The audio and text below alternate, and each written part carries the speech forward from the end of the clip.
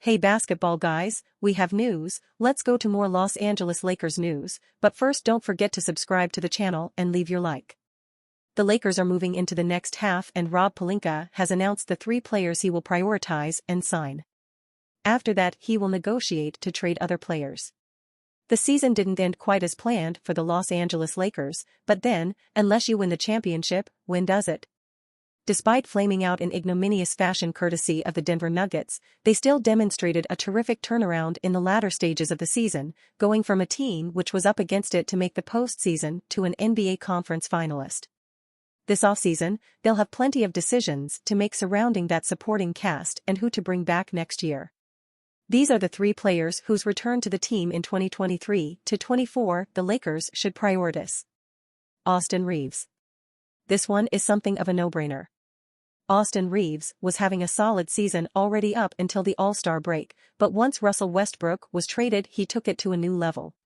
By season's end he was the clear best player on the team outside of LeBron and AD, with his poise with ball in hand, excellent decision-making and hot shooting making him far more than just a role player. Reaves has developed into a key piece of the Lakers' puzzle moving forward, and at just 24 years of age he still has plenty of scope for further improvement. Rui Hachimura. When the Lakers acquired Rui Hachimura from the Washington Wizards in January, there was a lot of expectation surrounding what the number 9 pick from the 2019 draft would be able to provide. Some of that expectation was probably overblown, though a solid mid-range shooter, he hasn't exactly set the world on fire in his career to date and isn't exactly the kind of player to turn the fortunes of a franchise around. None of that has changed since that trade, but he doesn't need to be a franchise changer to provide value to the Lakers.